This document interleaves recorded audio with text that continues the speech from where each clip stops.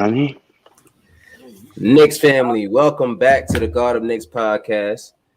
This is Apollo Reed. We got Andre Jalil, Rick the Ruler.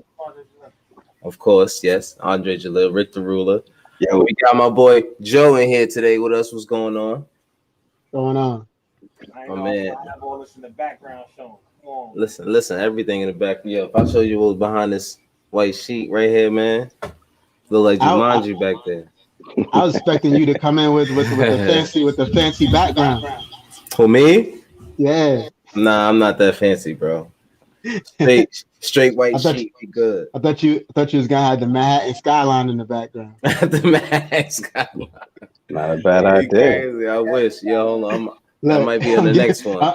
I'm giving Rick ideas. Yeah, he said the Manhattan skyline. So See the next one. Of course, we are here because the Knicks have traded for Derrick Rose. Once again, he's back. He's back. Now, there's a lot of highs and lows to this subject, of course. Nah, that was never my favorite player. That was your favorite player. We talked about that off air. We can bring it on there if you want. How many Derrick Rose kicks you got, Dre? I love the kicks. Look. I love the kicks. Of course, you love the kicks. Dope. Jay love the kicks. So we we traded out. You can bring him back out now, because you know what I'm saying. You can say you're a Knicks fan, Derrick Rose fan. Yeah, does some more. Yo. The Knicks trade Dennis Smith Jr. and a 2021 second round pick from the Willie Hunter Gomez and Charlotte trade to the Pistons, and the Pistons trade Derrick Rose to the Knicks. So now there is a lot of upside and downside. I wouldn't even say there's a lot of upside. I think there's a lot of neutral and a lot of possible downside. You know what I'm saying to this to this trade. What it does is it does bring someone in that can attack the basket, someone who can actually bring some scoring in at the point guard position, and that's something that we've been struggling with, especially with Elfrid Payton. But it leaves a lot to be said what we're going to do with Payton, how many minutes is going to be distributed between Payton and Quickly, how is Quickly going to now be cast to the bench consistently and losing minutes. I mean, he's almost certainly going to eat some minutes from Quickly. But I don't know what you guys think. What you got to think? Yeah, what you said in the text, I thought was pretty cool. You said something about Austin being out though. Yeah, I think Austin might be the first man out. He hasn't been playing up to his expectation, the expectations of the team. Because it sounds like Derrick Rose is taking over the position he was supposed to do. That veteran that showed the young whippersnappers what to do in there. Yeah. I mean, it makes sense too, because remember when we first got Austin, we thought he was a guy who could probably play some fourth quarter minutes, because he could be like the other guy who could create his own shot, but he hadn't done that. No. He hadn't done that. So Derrick Rose, by the numbers, is a better player. Yeah. Because what was his numbers? They said he was coming off the bench with 14 points and four assists. 14 points, 14.2 points, 4.2 assists, 1.2 steals. He's in there 1.9 rebounds, and I think he's only doing it in 22 minutes. 22 minutes he's doing that in. Right.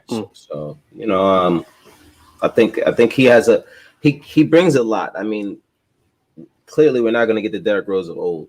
That's clearly a stretch. If anybody's excited about that for that reason, that's not happening. Speaking of my bad. It says now they say Austin Rivers expected to receive trade interest from contending teams. Yeah, that makes sense. I've heard. I was hearing that a lot today. Him and there's at least one team, contending team that's interested in Elfrid Payton as well. So there's. Please take out. You want Elfrid? I mean, to be honest with you, $20. Oh my God. But he's something else, bro. But um, when it comes to Payton, it's of course, you start to see why he's been running Payton into the ground a lot. You know what I'm saying? It didn't make any sense up until now why he's playing Payton so many minutes. You know what I mean? You know now that he's playing them all of those minutes mainly because he's showcasing them. You know what I mean? Hopefully, to get him to somewhere that he's happy. Yeah, he's like you got to playing to kind of give him show what he could do. Yeah, and I do think that, and I'm very critical of Alfred Payton, but I do think that in some of these games, though, he does have value. Yeah, like we played a few games that were really physical games. Yeah, and you could tell that Quickly wasn't ready for that. Yeah, and Alfred is just a big, strong guard, man. So in those real physical games, I definitely think that Tibbs likes him. Yeah, I think that the experience factor is the only thing that he has. That too. That and strength, like you said, because I think we do forget that he's a little stronger. But I feel like typically with young kids, we talked about that one of these podcasts I was talking about at work. This young kid came in, I'm like, you're supposed to be strong, and he just wasn't. Yeah, he just don't have it. Yeah, but I think Quickly is strong though. If you look at the way that kid is built, you see that kid's legs.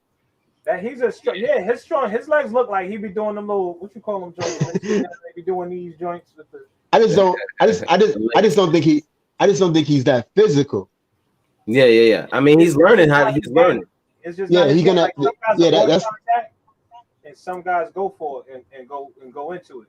I think. Yeah, it's gonna have to come. It's gonna have to come. In a year or two, once he settles into his weight, I think he'll be somewhere around. Because when Alfred came in, he was skinny. He was a skinny dude. He wasn't built at all. You know what I mean? So, I think in about 2 years, you'll see Quickly with maybe about 15, 20 more pounds of just muscle and man weight on him. And then after a while, that he'll start absorbing contact a lot easier. Yeah. What's up? I think. Oh, go ahead. Hold on. What'd you say, Rick? I was gonna say, with the addition of Rose, we pick up speed as well. Like I know you said he's not going to be the Rose of old, but Quickly plays with a fast pace, and so does Derrick Rose. So I think what Tibbs is getting out of this trade is I agree with that. Tempo. I agree with that. Don't I always complain that Alfred plays so slow? Yeah, they're going like this all the time. Like go. Sometimes I see opportunities to push, but he's more than happy just walking the ball up. Yeah, because you know what, he always finds his position in the paint, so like he doesn't need speed for that. And I think he looks for the foul more than the actual shot. So that's why he misses. I don't even know how he be getting in the paint sometimes, but it's something about him that make him difficult to stay in front. No one's guarding him. No one's expecting him to do anything. So you see that right there? If Derrick Rose could do that, the squad is a little bit more dangerous. If he could stop and pop like that, look at this dude. Yeah, he's fast. And that's the thing. That's in the air. He jumps and don't know what he's gonna do yet. That's something I was alluding to earlier. Is that he's a guard that clearly gets a lot of his points. He gets the ball in transition. He's looking to get ahead of the defense. And like you guys were just saying, Alfred does the complete opposite. You know what I mean? He slows it up. He even when he does rush it, he's like barreling in there. He doesn't know what he's doing. You know what I mean? Like, and he just sometimes, like, there was like last night, there was a play that he had a fast break and he got to the basket. There was two guys on him. He head faked. He looked around and then he went up again. And it's like, bro, what are you doing? Like, number one, you're not built like that. Number two, there's two guys right in front of you and they're in the paint. They're surrounding you. Like, what are you doing? Yeah, you know he's super frustrating. Yeah, it's very frustrating to watch. Yo, now, yeah, go ahead, Drake.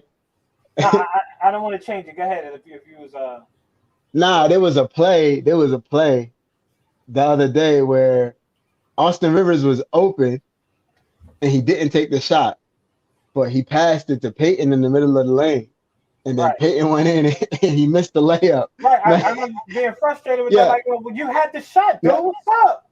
I almost lost my mind when he missed that layup. Yeah.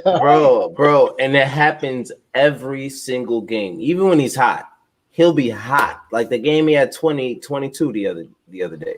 Right. He had 22 points, and then he's still going in there missing point blank layups. And it's like, bro, how do you do this? And it's like it's off front rim. It's not like your back is off the back iron. It's not like you're rimmed out. It's off the front rim. It's like, bro, what are you doing? Like I don't understand how you can get to the basket so easily and have such a poor touch.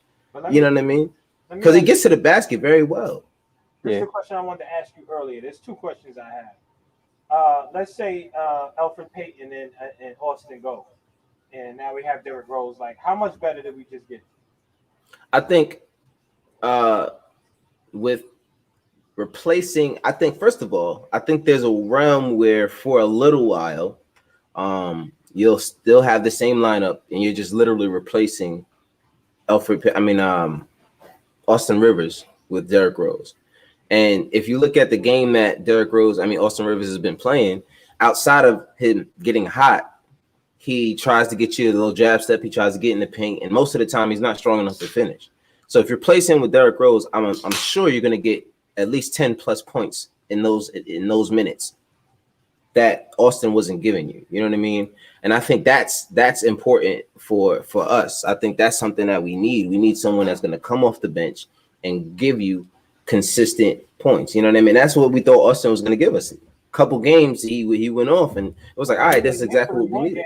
And then it's just like, and then he fell off the cliff after that. Right. So I mean, if he at least does that, you know, that's fine. But I don't know. What else? What about you guys? The other question was, I didn't realize. I mean, I know Detroit is like the worst team in the league, but was Derrick Rose like unhappy? You know, when you're not in Detroit, you don't know what's going on. You don't hear things, rumblings, or whatever the case. But was he that unhappy? Because he looked like he's super happy to be in New York.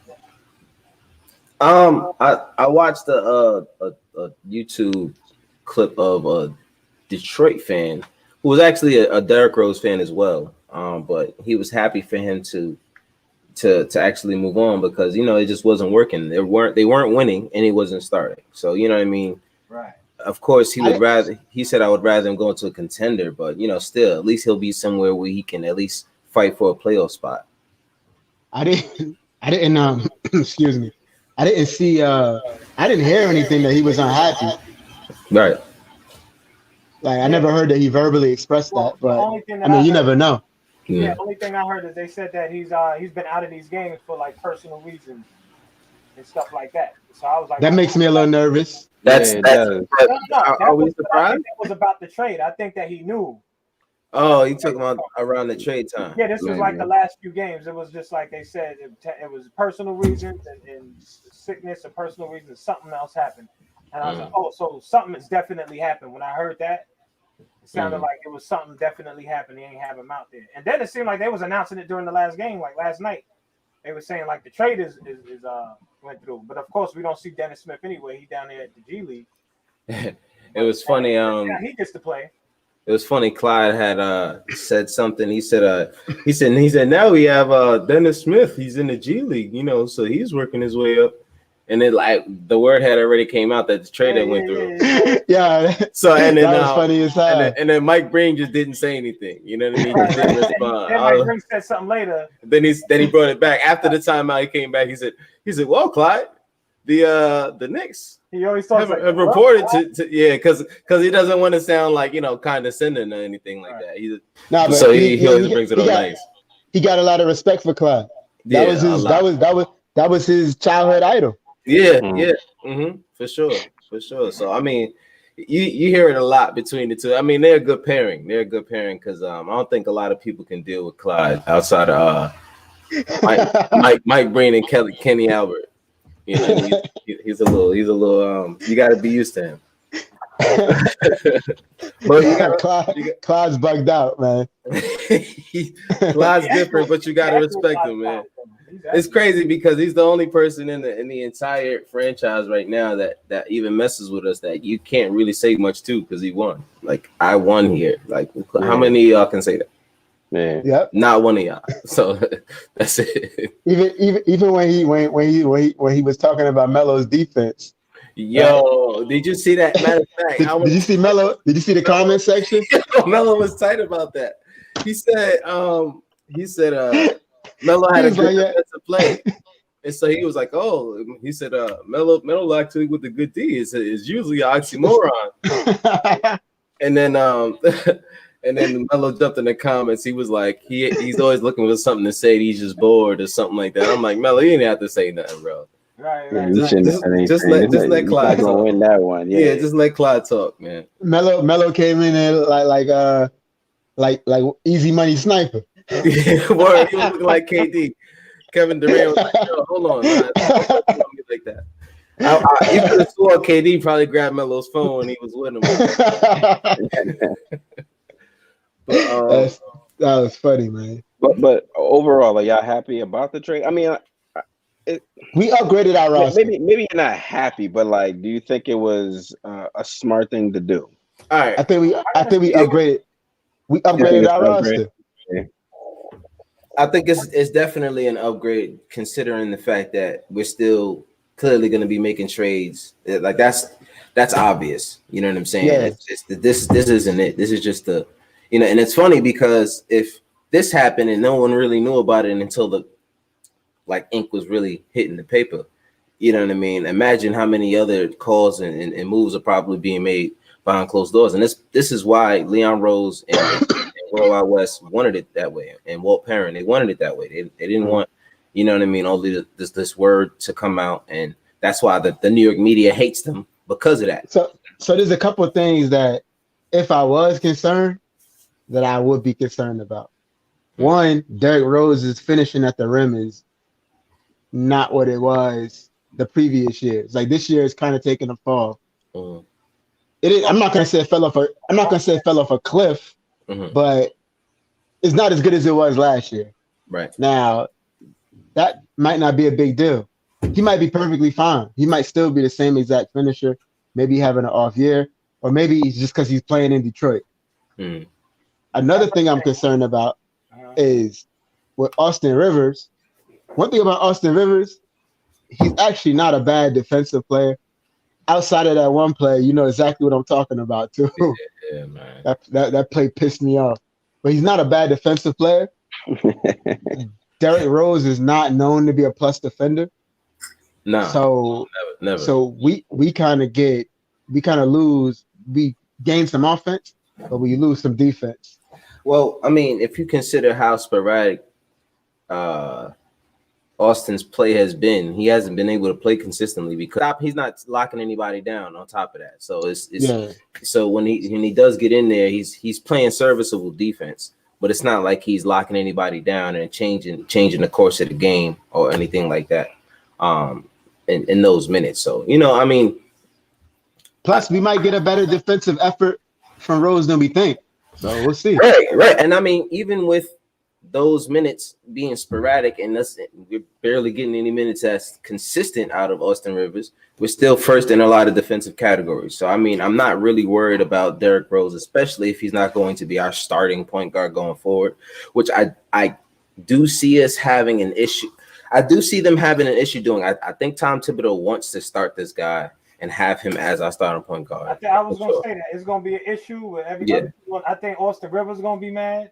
I think Alfred is going to be mad, even though Alfred knows he sucks a lot of times.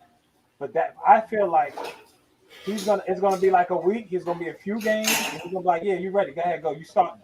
So you believe that? You really believe they're bringing him here to start? I think. The history. I don't think. All right. So look, this is what I say. I don't think the Knicks organization brought him here to start. I think Thibodeau. I think Thibodeau is like behind closed doors, like, you know what I'm saying? Yeah. Like, I mean, he got Taj. Now he got Derrick Rose. He were like he knows these players, so it's comfortable territory for him. So I get it. I want to see what it looks like. You know what I mean? I do think the reason why Thibodeau is starting Alfred and Reggie is because of the defense. Right. I think he knows that they're not. Yeah, I mean, Reggie's a little scared. He could shoot like last night, the last game he was on, until the end of the game. And then I think Alfred, he knows he might bring a good one, but he knows how to play D a little bit. Right. So he got that on Derrick Rose. Mm-hmm. So that's why I feel like I don't know if they're gonna have Rose and Quickly, because I don't know if Quickly is known as a defender right now, or if he's capable a lot against some of these point guards in the league. He's capable. Defense is pretty good. I think He gets picks. Yeah, he's definitely league average. Yeah. At least. It ain't like, yo, this kid is horrible or something like that. But I think that was what he liked with these guys. That's why I don't know how, as far as him starting Rose, unless he just loves him or whatever the case like that, and what he brings, I think offensively, yeah. But one thing that always scared me that I never liked about Rose, especially when he came to New York and you really start to see it, is that he leaves feet a lot in the paint. Yeah. He gets there. And you know Clyde is going to say something about that.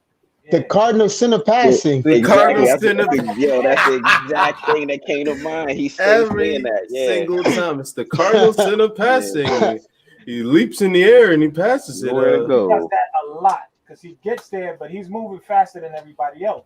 Yeah. If somebody's not in that corner, he's gonna be jumping. I guarantee you, y'all watch that. He's gonna be up in the air leaping. You know, with nobody. We already got the craziest passer in the league, and that's Julius Randle. Right. Yeah, he be my heart be in my stomach sometimes, man. Yo, bro, be like, where is he throwing it? Them two gonna hit a lot of noggins with that ball, man. I'm telling you, bro, they're gonna catch a lot of guys off guard. But I mean, go ahead. What was you gonna say? No, I was gonna say, did you see that pass he threw against the Clippers, where he like leaped in the air, spun around in the air, and like just threw a grenade to the corner? Yeah. And luckily there was somebody there to catch it. But I was like, I know he didn't know that guy was there. Yo. Right. I hope he's in that spot right there. There's no way he knew. There's no way. That was a It looked like NBA 2K the way he threw that pass, man. That was none but the universe helping him out right there with that one. Not really, because the Knicks, he had the bailout badge, yo. They be staying around, so the best bet is to throw where he last saw somebody, because they probably still there. No, Julius. That's not how you play basketball. Yeah, he had the bailout badge, yo. No doubt about it. He definitely got it on silver or gold. He definitely got it on silver or gold. If you look at plays like this, I think Derrick Rose is going to outscore Elfrid Payton by like 15 points a game if he's starting. Because if he runs like that and he's still quick like that, he's going to catch a lot of defenders off guard. Oh, he's a better player than Elfrid. He's definitely a better player than Elfrid. Like, see, and this is another thing. See, look, that right there. Wow. Let me show you something. Let's go back. Please go back. He split the defense at the right 3-point line. You see that right there? Did you see that? Because we don't, bro. Oh, because he got a shot? The floater. The simple floater. That's all you need to do as a point guard. When you get past your man to be effective, right there. That's all you gotta do. Look, they're gonna show it again. And we know he got that in his bag. Bro. He always had that in his bag. He always has that in his bag. And sometimes that's all you need. You don't need much more than that. And Elfrid to be able to get past his defender as well as he does, it bothers me because you get to the basket a lot. See, we wouldn't see how much he misses at the basket if he didn't get to the basket so much. Yeah. Yeah, that in the pass, he does it a lot. You know what I'm excited about though? What? He's a competent jump shooter. Yeah, that's the second point. Mm-hmm. He's not somebody you can pass it to the 3-point line and then now you're like, like the other night. Roll your eyes. The other night they hit the corner 3 from a dish out. And when they threw the ball to him and he caught it in the corner, I said, yeah, me too. and he hit the shot. I said, I don't like feeling like that. Yeah. I don't like that feeling. Elfrid Payton. Man, that's what I said the last podcast. I said whenever he hits it, you're like, okay. Okay, like, good. You know. As opposed to like, yo, he gonna knock that. I can't stand when they give up a shot and pass it to Elfrid. It's almost like they realized it was Elfrid standing there. Exactly. Right. They just saw open man. They was like, I'm in trouble. It's like, yeah. And see, because even sometimes I think it's RJ Barrett, and I'm just this is. I'm like. And my thing is this, I wanted to point something out because I noticed it earlier. Elfrid Payton, he's a great passer, but he's a passer that mainly looks for someone that he has connection with. He's not the kind of guy like Chris Paul who's going to see anybody that's open or see the right pass. He's just gonna he's gonna look for the guy that he has the most chemistry with, which is most likely Julius Randle. You know what I'm saying? And how often do we see Elfrid Payton on the floor without Julius Randle? And now that you think about it, not very often.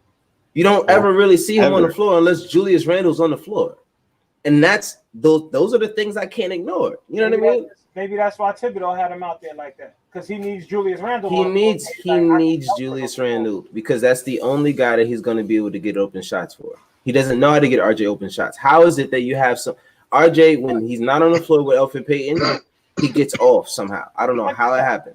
Check this out. This is what I was saying. Same with IQ. My bad. Okay. So here's what I was thinking as far as Derrick Rose is concerned with this trade in New York.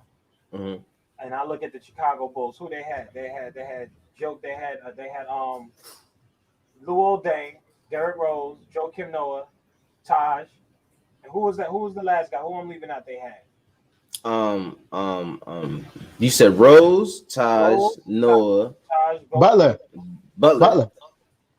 No. That was too early. So Rose, Taj, Jordan, Noah. Who? They had Joakim Noah. They had.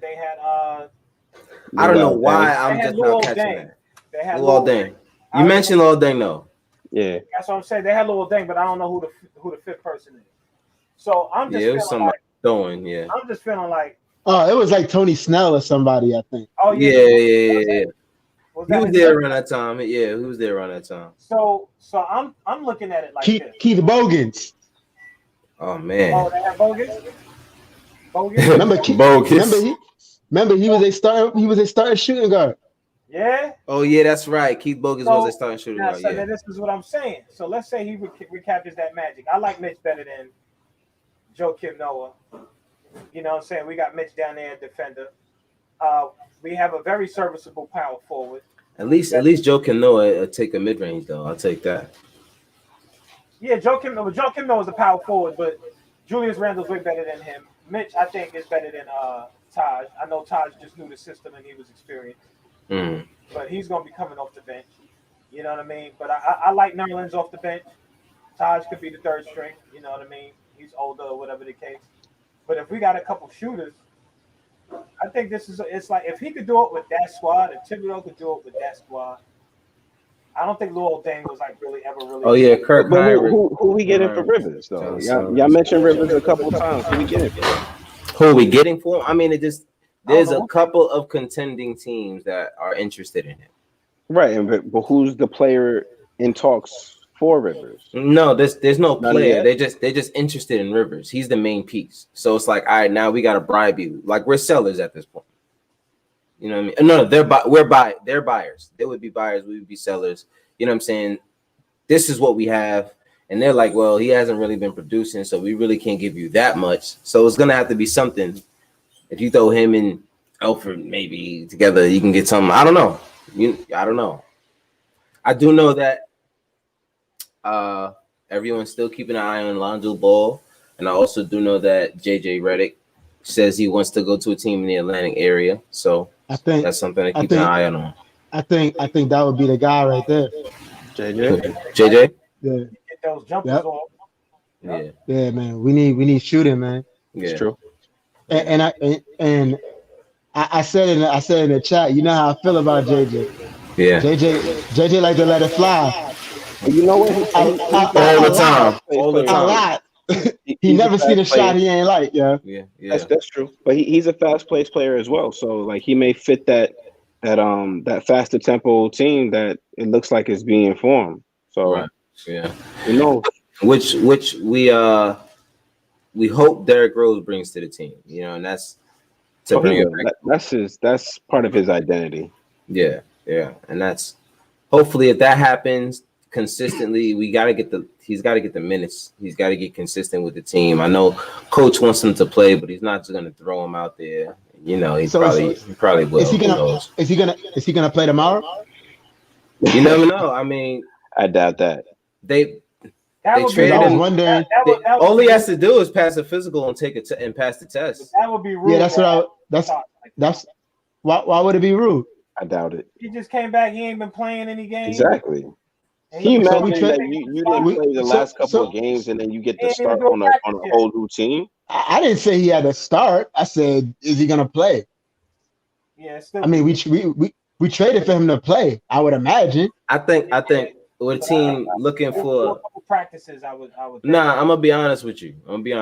We traded for him on Sunday, and It's Monday. no. Was it? No, we traded for him on Sunday. The trade Sunday, The trade, went through on Sunday. And it's Monday. And yeah, tomorrow would be Tuesday. So if he could pay, you said what? He ain't practiced yet. Austin Rivers played his first game without practicing once. What I'm saying is, I wouldn't be surprised if Tips threw him in there. Yeah. Because end of the day is basketball. Yeah, because he's done it before. Yeah, track record. If he plays him the first day, I wouldn't be surprised. I don't see it happening. I don't see any reason why he would. It wouldn't make any sense. If he's available, he's playing it. If he's available, he's playing. Yeah, if he's available, I don't see why he wouldn't play. Yeah. I can't imagine him being available and sitting on the bench. Yeah. I don't know. He gonna play. They said number 4 this time. That's gonna be his number. He took Dennis Smith Jr.'s. Oh, get out of here! That was he damn sure did. He definitely took number 4. That was his second number though, so it's not anything crazy. Yeah. Well, actually, he said number 4 was the number that meant something more to him than the number he had last year, which was 5. Yeah. So whatever. So Derrick Rose said, "Let me see that jersey real quick." As soon as he was walking out the locker room, like, "Oh, using it?" Yo, let me see that real quick. Yo, thank you. Yo, you ain't gonna need that. Real quick, come on. Just change the stitching. That's it. Yeah. Get these threads out of here for me. Yeah. Yo, we got seamstress at. Still smell new. Because it probably do smell new. Because my man is just sitting there. It smelled dumb new. It just got the creases in it still.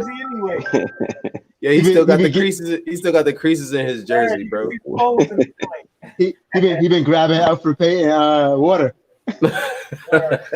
Yo, imagine the story about the locker and grabbing rim in the layup lines. That's really all the action he's getting too. The dunk contest. We're over after practice. See, it's funny that word, man. Like, yo, and he was having fun with that. He was joyous. Somebody. Alfred Payne. Dennis Jr. Oh. You said what? What you saying? What do you think about that little, I guess, kind of like a spurt that Obi had yesterday? What you mean? The spurt? The little spurt he had? When he scored like seven quick points. That's, I think, see, and this I'm gonna be honest. I think as much as we get on Obi, I think everything about Obi is rhythm. I think if he's out there consistently getting those shots up, I think you see a lot of them fall. I think you'll see him move a lot with the ball and be a little bit more risky. I do think that he can do these things. But I'm gonna be honest with you. I think they are trying to make sure that Julius Randle plays enough minutes so that we don't see how good Obi Toppin is.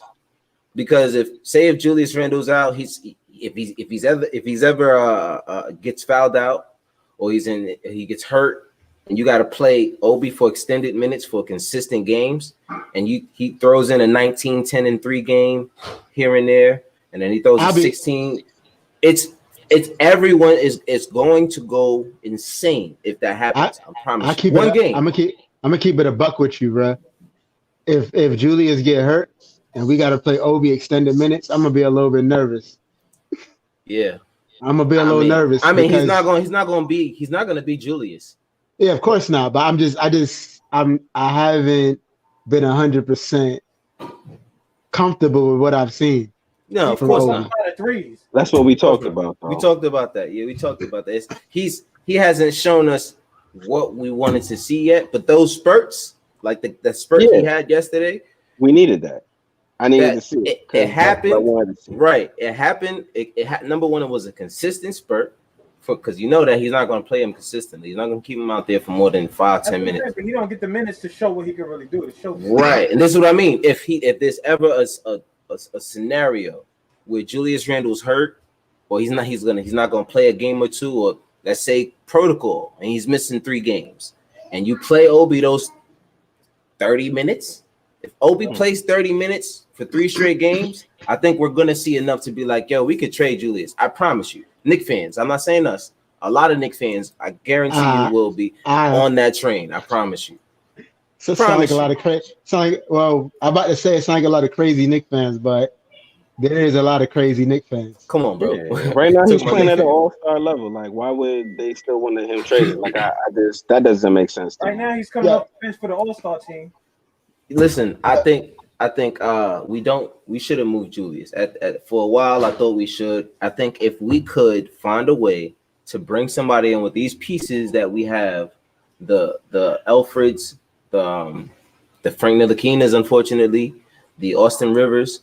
If we can find ways, the Knoxes, the Kevin Knox, they didn't include him in this trade for Derrick Rose, but they still are going to try to make him in the trade, put him in the trade. I just don't think they wanted to use him in this trade. You know what I mean? So I feel like they're doing something. They're definitely up to something. I feel like they up to something. For them to get rid of him for that, I was like, wow, they. Well, one thing that we knew, right? We knew that the roster that we started the season with wasn't going to be the roster we finished the season with. Guaranteed. We knew that before the season even started. All bad. Yeah. Mm-hmm. Yep. The only thing that makes me nervous about that, they gave what's his name a no trade clause. Like, I don't get that. Payne. Well, I mean, the thing about a no trade clause that doesn't make me as uncomfortable is the fact that he has to accept it. Right. And more often than not, the team that would be looking for Alfred would be a contending team anyway. So why would he turn it down? Yeah. So I'm not really. They winning. Yeah, you kidding me? He'd be out of here in a second. He wouldn't even mind coming off the bench for a contender. It makes it more difficult to trade him, but it doesn't make it impossible. And yeah, it's not impossible. Yeah, because he can still request for a trade. He can still, you know what I mean? All of this, all of those avenues are still available.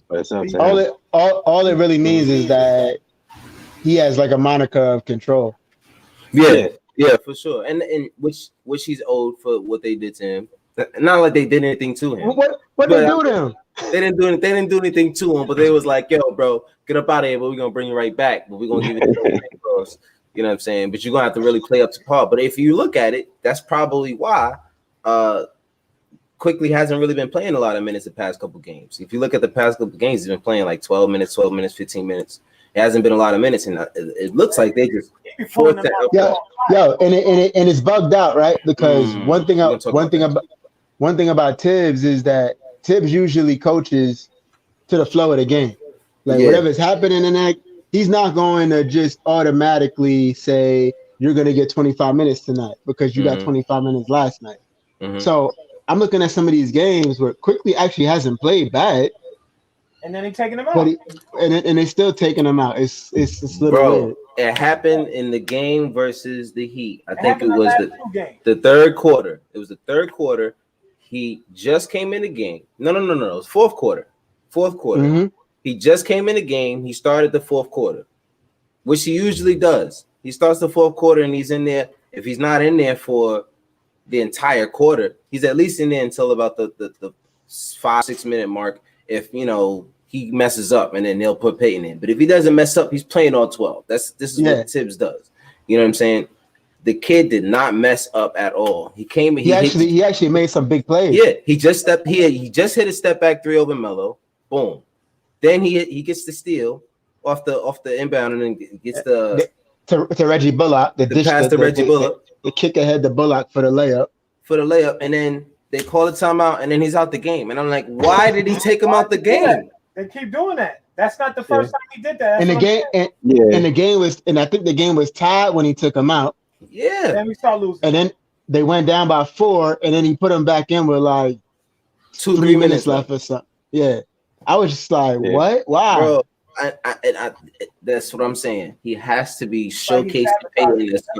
He's showcasing Payton. It's the only way. He's giving Payton enough time to either mess up, to either do really well, or to mess up really bad. I have a hard time believing though that this particular coach, because he's a maniac, is sacrificing possible wins and losses to shobcase this guy. This dude is so getting another player though that can. He's so obsessed. He's so obsessed with winning. Listen. So obsessed with winning though, man. I'm gonna be honest with you. Alfred wasn't having a bad game up until that point, though.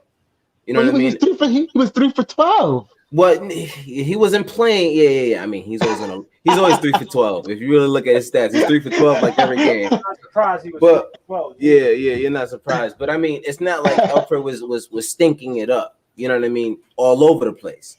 Points. You know what I mean? But when you put him back in, it's debatable. But it's Alfred Payton. I'm trying to be nice to him here, man. Come on. Let me be that one guy on the island. Let me be that one guy on Alfred Payton for a little bit. I'm gonna get off, but I'm just here for a second. But there's things that I do see Thibodeau do. He does these things, and it's kind of like questionable. And it's like, all right, well, I know the way you've coached, it just doesn't make this is not like consistent. Yeah, it's not consistent in how you coach. So it's like there has to be a reason behind it. Yeah. You know what I mean? And now if there's a conversation behind closed doors, listen, Alfred, we want to be able to get you to a team that you could be, a part of a contending championship team. You know what I mean? Like, I'm gonna give you a couple of minutes and to get your game going, and I'm not gonna sit because he would normally just sit him the entire fourth quarter. You can't trade a guy who's sitting the fourth quarter. You know what I mean? You know what they said in OKC about Enes Kanter, and he said you can't play him in the fourth. The moment he said that, his trade stock dropped immediately, and has been low since then. You know what I'm saying? The coach of the Thunder, Billy Donovan. Was it Billy Donovan? No, it was the guy. Was it Scott Brooks? Was it Brooks? Nah, it was Billy. No, it was Billy. So once you say that, your trade stock drops. You know what I mean? So now you got a guy who consistently hasn't been playing a lot in the fourth quarter, and he's their starting point guard. Your value is not pretty high with that. You know what I mean? So he had to throw him in there. He had to throw him in there, bro. Had to throw him in there, bro. Yeah, that shit. I think that shit cost us that game, man. It did because it was during a run. He did it during a run. It literally was in the middle of a run. The middle of a run, bro. They called the timeout because they was like, yo, they're bugging right now. You know what I mean? Like the other team, we didn't call the timeout. The other team called the timeout because we were on the run. Why did you take the kid out, bro? And I was hot. I was hot, bro. But anyway, the Knicks trade for Derrick Rose. I kind of forgot this happened. There's a couple of scenarios where it can work. If you're bringing him off the bench with quickly at this point, if you want to continue, because he's not going to bring Alfred off the bench because there's no Randle off the bench. He's just gonna have to play with Randle. So as long as Randle's here and Payton is here, he's going to be the starting point guard as far as I'm concerned. So I think it's pretty safe to say Julius ain't going nowhere. He's not going anywhere. So Julius? For the right trade, yeah. Like who? I wouldn't trade him. Exactly. For the right trade. Do you know what a right trade means with his value this high? So, give me an example of the right trade. Yeah, I really want to know what would you're never gonna get equal value back for what this guy is doing right now. I mean, you talk about somebody like Sabonis. If you talk about Sabonis, I'd take Sabonis because he's the one. I'm not making that trade. He's the one making that trade. No, I'm not making that trade. No, this dude. Look at Julius' numbers right now, bro. No. His numbers are off the chart, bro. So now think about it. Like you said, you're not going to get equal value at all. So you wouldn't make the trade. Why? because would be a good match. because the person that you would really try to trade him for is somebody like Jokic. Why? Because the numbers match, right? But can you really trade him for Jokic? No, obviously you can't. We can't get a center. It's got to be a power forward. We got centers. So my question is this. I'm just talking about a star in general with numbers. So my question is this. Let's just say, let's throw Sabonis' name out there, right? Mm. That was random. I'm not. Yeah, I know. Mm. I'm not sure that the way the Knicks play and the way the Knicks use Julius, Sabonis is such a different player. I'm not really sure. Yeah, I'm not really sure how that works. Right. Yeah. Like Julius is literally doing everything. Right. Like his playmaking, he's shooting 40% from three. That's no. The other night. First of all, hold on. Shout out to Julius. First of all, because we don't do that a lot here. Yeah, I don't know. I guess because of last season, we got Julius, the all-star this year. We guys clap it up for Julius, yo. But because of last year, I guess he had a sour taste in our mouth, so we really never showed him too much love. But yo, we gotta show him love here, man. He's really been holding it down. I've embraced him, yeah. Yeah, for sure, wholeheartedly. Like I said, I can't trade him. He's not going anywhere anymore. You know what I'm saying? But the other night, my man was on fire. He was getting to the point where he would catch the ball and he would just pull right up. He's not thinking. He didn't even care. Yeah. He's not thinking at all. And then the one play that I knew he was on fire is when he caught it and did the step back in the corner. I said, oh, no, he's balling. He's on something right now. He's on something right now. And then he hit it, too. If you look at Julius, like they played his high school reel, right? Like a few days ago or a week or so ago. Mm-hmm. And he plays the same way. He's comfortable. Right. Not scared. Like, I feel like if anything, he's holding back. Because you see how patient he get in the paint. And he's dribbling to the side. Yeah. He's trying to pass it on. He's trying to do the team thing. Yeah. You know what I'm saying? But he's playing comfortable and he knows he can rock. Yeah. And I feel like I haven't even seen him play his best basketball. I feel like I want Julius Randle in playoff basketball. I just feel like he's one of them dudes. He could still take it up a couple notches. Yeah, I mean, he needs playoff experience. Right. The only thing that he's doing though, that I'm like, this cannot be sustainable, y'all. Is the 3-point shooting. The 3-point shooting. Yeah. I'm like this cannot be sustainable. I'm not gonna lie. The last game, I think he hit 4. Remember the Clippers game? He had 3 straight. Yeah. But this is what I'm saying. They weren't bad shots. No, they weren't. They weren't. He got those. He's shooting shots he got. He's like the league. He's the leave me open shot. Yeah. The bad 3 so far is because the clock is running. See, but see, this is the thing. How long did it take him to get this shot? You know what I'm saying? No. I tell you this though. He clearly worked his tail off this offseason. Guaranteed. This year, he could hit the shot before. He could hit the shot before, for sure. But this year, he added it to his arsenal. Like, for sure. Like, this is where it changed. It wasn't like last year he could hit the shot. You're going to pass to Julius and be like, all right. Nah, last year it was like he can't shoot. Because that was kind of what we were saying. That's kind of why we don't think that he and RJ Barrett can really coexist with Mitchell Robinson, is because, we don't think that he's can shoot. But if you can stretch the floor consistently, if you can at least be a 33 to 35% 3-point shooter for what he does, for what his strength is, 40%, I don't think is sustainable. Let's just be honest. 40% is crazy, bro. You know what though? Because of that shot is why RJ has been playing better. No, this is exactly what I'm saying. Him making himself. Don't start, Dre. Don't start. But even you mentioned that he's been playing better. No, he has, and this is what I'm saying. Last game, man, I'm teasing, but the last game he ain't shooting. Last game. Couple of games. His last couple of games have been pretty decent. No, the last game, him and Tibbs were on some. Yeah, he didn't really bench him in the 4. He wasn't playing well, so he just sat him down. But was he playing bad though? No. Like I don't think he did anything wrong. He just wasn't scoring. That's Tibbs. That's Tibbs for you, bro. And I don't think that Austin Rivers was an upgrade over RJ in the 4th quarter, especially on both sides of the floor. Absolutely not. Exactly. Absolutely not. So I mean, I'm gonna be honest with you. I'm gonna be honest with you.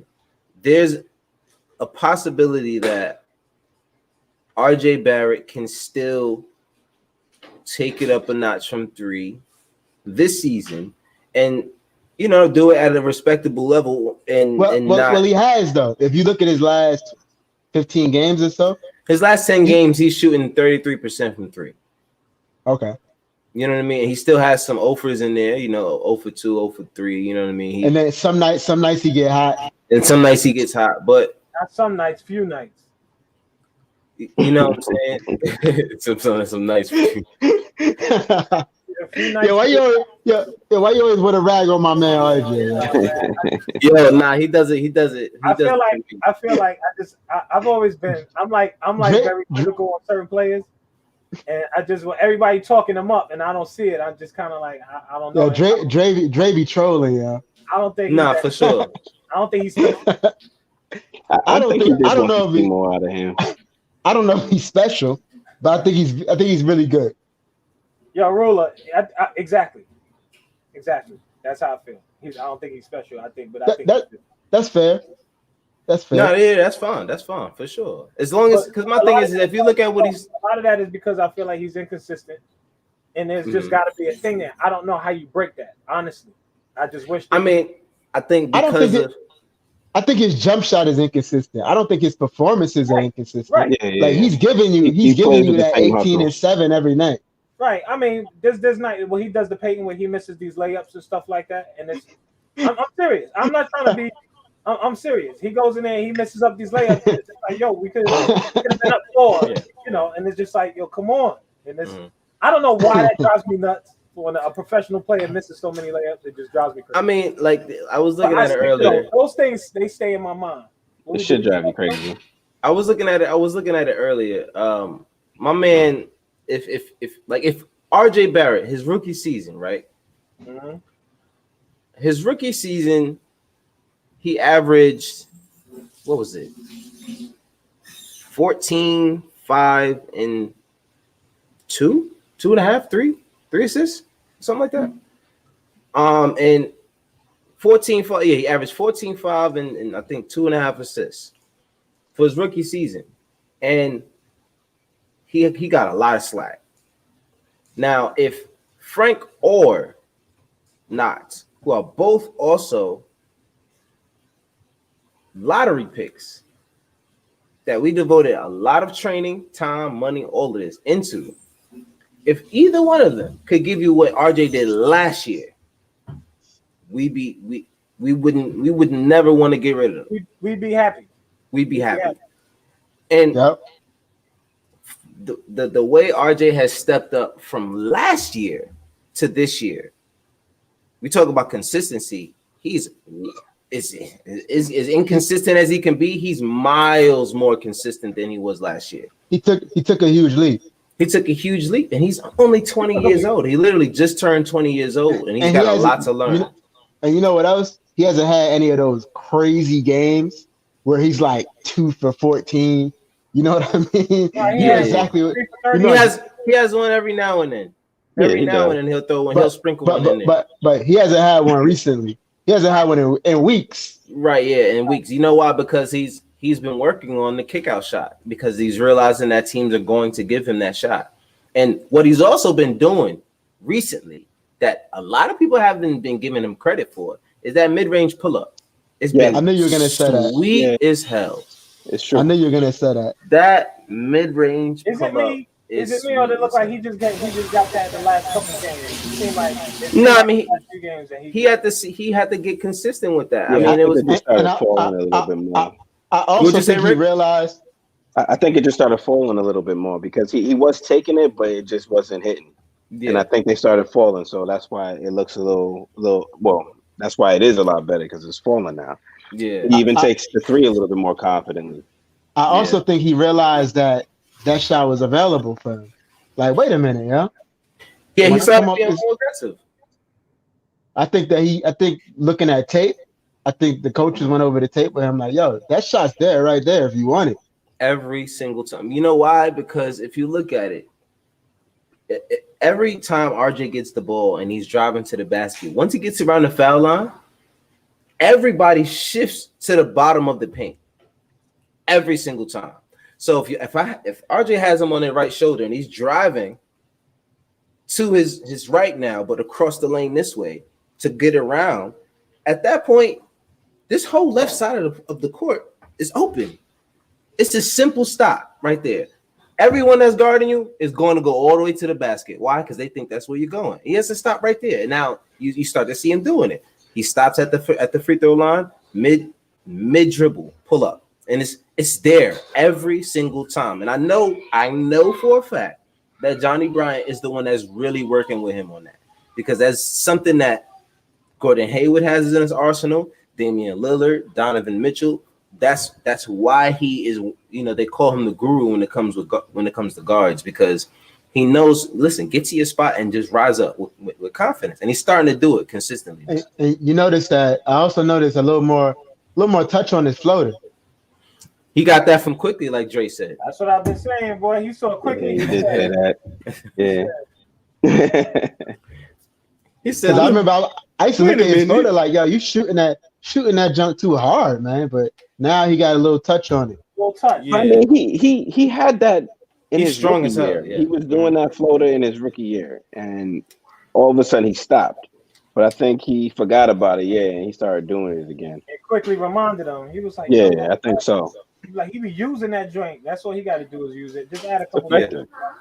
And it's starting to work. He's like Dre said, he's doing the thing where he gets them on their back and then he does a little dribble and then he goes a little floater to see what's there. Yeah. And it works because why? The way the NBA is now, they can't touch you. They can't touch you.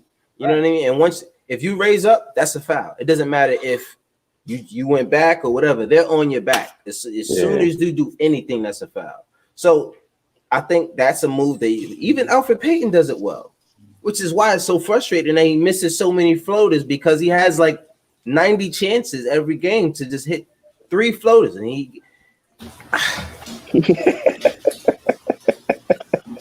missing. I've seen air ball floaters. I've seen layups. And then you see Alfred Payton when he misses his layups, he's like, I don't want to seem like the Alfred Payton hater, bro. Like I don't want to do this to this he's man. horrible sometimes. Nah, see, but and this is the thing. He brings you aggression, he brings you defense, and I think to kind of wrap it up, that's something that Rose is really not going to bring you is the defense. But he'll get scored on and he'll get the inbound and he's going to sprint down the court every single time. And I'll take that. You know what I'm saying? Because if you look at it, when we're getting torched by opposing point guards, most of the time Alfred Payton's on the floor anyway. You know what I'm saying? So if you're going to be on the floor for defense and you're going to be getting torched, so whatever, throw whoever else. Put somebody out there that can score that. You know what I'm saying? The other comparison I wanted to make to you, that Dennis Smith Jr., it was supposed to be like another type of Derrick Rose player anyway. Yeah. He's supposed to be that quick guy that scores fast and could cross people over, and he could dunk like Derrick Rose was when he was young. And he hasn't been. I don't know what they saw in confidence. Yeah, and have that confidence. And Derrick Rose is still crafty, and he still attacks the basket. It's like he's looking for that lane. Yeah. And when we have those games, and a lot of times we have those games where nobody could score, and he's going to get you 10 points just on a fast break per game. Yeah. That right there is a big deal, because some of these games we lose 6 points. You know what I'm saying? We down 5 points. Maybe we have a few games where it's not even like we're getting blown away. Right. You know what I'm saying? It comes down to those few. He's a better shooter than Alfred. He's a better free throw shooter than Alfred. I think every point guard in the league is a better free throw shooter than Alfred. Right. You know what I'm saying? He brings a floater. You know what I'm saying? He could finish at the rim. I think everybody misses layups. Yeah. But I just think that Alfred, like, I hope they find somebody for him. You said everybody misses layups? Everybody misses layups here and there. Everybody misses layups. Not RJ. Everybody. RJ doesn't miss layups. And RJ Barrett. RJ doesn't miss layups, Dre. Come on. What are you looking at? He just misses more than he should. Nah, but what I do want to say, you the way you used to miss all those layups, the way RJ was doing. you know that's a lot, bro. Anyway, that was the layup miss. Yeah, like here we go. He's about to start lying, y'all. That was the layup miss. I was the layup misser. I missed that. Yo, you are such a liar, bro. But it's cool. I love it. Yeah, you too tall to be missing layups, bro.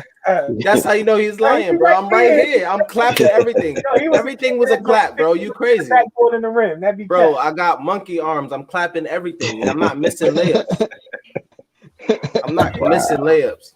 Listen, oh my god. Yeah. So what's the moral of the story? The moral of the story is I think the addition of Derrick Rose is an upgrade to the roster.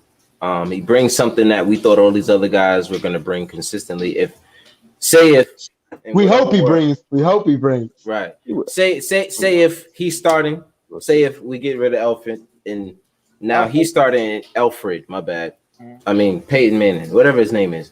If we bring him in here and he's starting and Alfred's not here anymore and Quickly's coming off the bench and that just has to be. That's just how Thibodeau is doing it.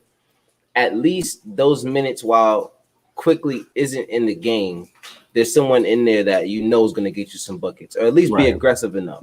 Yeah. You know what I'm saying? I agree. I think the thing about Alfred, if you're going to be out there for defense, he's going to find a reason to play you. If you're a good defensive player, if you're not out there for defense, clearly you're out there for offense. So if you're not making shots, he's going to take you out. The thing with Alfred is he can't take him out because he's missing shots because that's really not what he's out there for. Right. You know what I'm saying? So I think plus we don't really have nowhere else to turn. Yeah, it's like what else are you gonna do?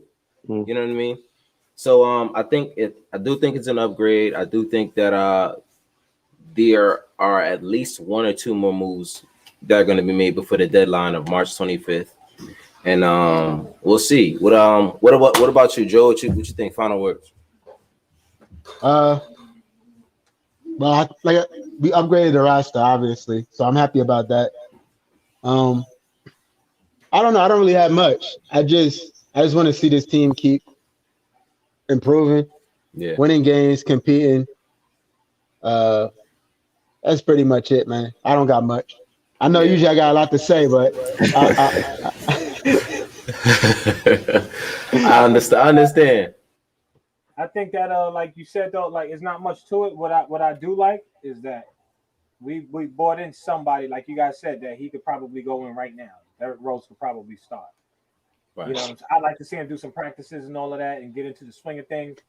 But he's got someone that he knows his system that's familiar.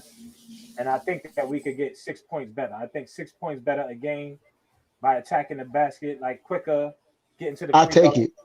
That's what I'm saying. I just think as far as that right there, if nothing else, he's going to score a little bit quicker. That's going to be 6, 8 to 10 points a night when he's attacking the basket. Where we're at, and it's not a liability. Right. So now we get to the end of these games because he's quick. Anybody could keep up with Payne. Anybody could keep up with Payne. But if this dude is flying past dudes and it puts pressure on the defense, you know what I'm saying? They're gonna pick up more fouls. And I think those little differences, and I think that's what Tom Thibodeau likes about him, that he doesn't like in Alfred, is that we're gonna pick up some more fouls. We're gonna get fouled a little bit more. We put people in foul trouble. It's gonna change the way they play defense. We score a few more points a game, and I think we kind of like in that place where now we could be a 500 team by the end of the season. I think, hopefully. Yeah, I think that's possible. I think that's possible. What about you, Rick? I just think that with his experience, we can get a little bit more playmaking. You don't really see a lot of that. I think it's what we need. I like that he's a fast tempo player because we're last in the league for fast break points, and you know anywhere we can improve our stats is a plus for the team. So I know that we are not done with adding people to our roster. So I think this is a good move, especially since we're only losing DSJ who doesn't play. I don't see how this is a negative You thing. still got a logjam of point guards though, right? I'm very confused. I'm very confused by some Knicks fans who are highly upset with this trade. Who? They're not Knicks fans. They're lying. They're But today's my first day back on Facebook, man. And the stuff I've been seeing today, I'm just like, why are you mad? Really? What are they saying they mad about? He requested to go to people. I think people are concerned about Quickly's minutes more than anything else. Yeah. I'm concerned too. But he's gonna get them. We got Derrick Rose. He's gonna get the minutes. Don't even worry about that. He's getting. I'm not minutes. worried. I'm not worried about it personally. Yeah, me neither. I'm gonna be honest with you, and I'm gonna say something that a lot of people don't want to say. As much as we want Quickly to start, he's just not ready yet. I think he will be there soon, really soon. Yeah. I just don't think he's ready yet. He needs that minute. He does need the minutes. If you throw him in the starting lineup, I think he'll be fine. I don't think it'll be a disaster if you throw him in the starting lineup, but I do think he needs a little bit more time to just get it. I just think he needs a little bit more time to get it, especially with all of the trade talk and all of this other stuff going on. I think it'll be too much to throw him in a starting lineup, and then all of a sudden we get a guy that should be a starting point guard, and you got to rip him from the starting lineup. You know what I'm saying? Yeah. So I think it's a way for us to monitor the situation, see what we got, what we'll end up with, and I think they'll be all right. But that's all I got. We are playing. My man round table said they're definitely not Knicks fans there. Internet shows is a great trade. Knicks are halfway back. We're getting there for sure. I agree, man. They I agree 100%. 100%. They're trolls. They just want to find something though. We had him before. He didn't do anything. I mean, we're not looking for him to be a savior. We're looking for role players at this point. Chess pieces. Yeah, right. You know what I'm saying? And for us to be heading towards the playoffs, I think that's something for D Rose to play for. I mean, this is the closest. Who has playoff experience? Did he play in the playoffs with the Timberwolves? With the Timberwolves? I don't know. I don't think he got. I don't think he went there with the Timberwolves. Yeah, I'm about to be like, Cap, you don't remember if he went to the playoffs? He wasn't on that. He wasn't on that team. I'm not sure if he was on that Timberwolves team that went to the playoffs. He could have been because Jimmy Butler was there. Was he there with Jimmy? I think he might have been there with Jimmy. They had a picture of him on Facebook, all of them together. No, he actually had Derrick Rose. I thought he was there with Jimmy. It might have been right. I think he went there right after the season with Jimmy. Right. Nonetheless, if that's the case, if he didn't go there, if he wasn't there with that playoff team that went there with Jimmy, this will be his first opportunity to get back into the playoffs since the glory days. If you really look at it, I think with the Knicks, it was a fail. He went to Cleveland, that failed. I think he was traded out of there. What's that? He said they're getting the band back together. That's Jimmy Butler said that after the game. They said, "How do you feel about the Knicks getting Derrick Rose?" He said, "Tibbs getting the band back together." Yeah, that's what it feels like. Yeah, he said they're missing a few pieces. We'll see what they do about it. I'm not taking anything out of there. I think he's happy where he is because I think a lot of people are trying to take that from those words. You know how people are. But I'm pretty sure he's happy where he is. I'm pretty sure he's with a championship contending team that he's okay. Beautiful weather, no state tax. No state tax. What we talking about? Yeah. Yeah. We talk about in Miami. Drake, hey, thank you for joining the show again, Drake. But I started looking at all these memes now. I got lost for a second. Nah, he's talking about Jimmy Butler in Miami though. Like they don't have state tax in Florida. Nah.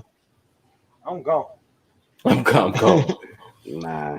Yeah, he's happy there, and they just came out of the bubble being in the finals. So I don't think he's really trying to do anything else and get his way out of there. But we'll see what happens going forward as far as the Knicks are concerned. It looks like that Leon Rose and Walt Parent and World Wide West are making moves behind closed doors that are incremental, smart moves that are building. I think we're not going to be in this rebuilding stage anymore. It's just going to be more of a shorter rebuild than we thought. I think there's a few guys we're going to have to let go, like the young guys like Frank and Knox, and a lot of, a lot of these guys, they're not going to be left on. The guys only that are going to be left are the quick. Knicks got so much. The Knicks got so much draft capital.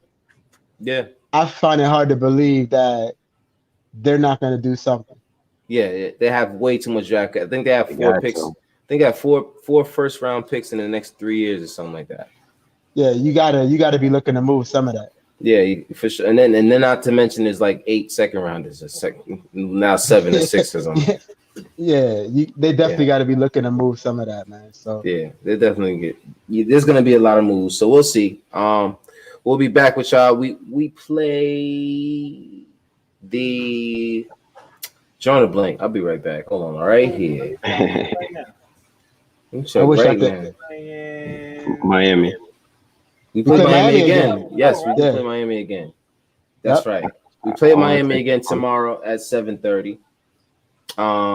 And then we play Washington on Friday, and then Houston on Saturday. Yeah, low key, Tibbs don't be losing to the same team twice. He don't. We talked about that. The same thing with Portland. He don't lose to the same team twice. So I wouldn't be surprised if tomorrow, especially how they barely got out of the last game.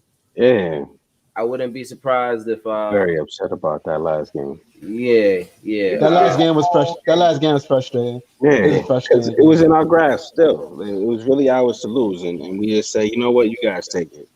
Yeah, that was tight. Taj stepped up big. He was ready. Big game. Shout out to Taj. But it went to waste. Hopefully, we'll see. But like you said, Tibbs doesn't lose to the same team twice. We'll see. We'll see. So y'all have a good one. We'll be back with y'all one of these days this week, I guess. Maybe tomorrow after the game. We try to get right back with y'all and see what's up. So y'all have a good one. Thanks for checking us out. Thanks for the comments. All right, fellas. Yes. Remember, like, share, and subscribe. Ring that bell so you get the notification. That's right. Don't be out there watching without commenting, man. All that good stuff. Right. All right, y'all have a good one, y'all. All right, later. Peace.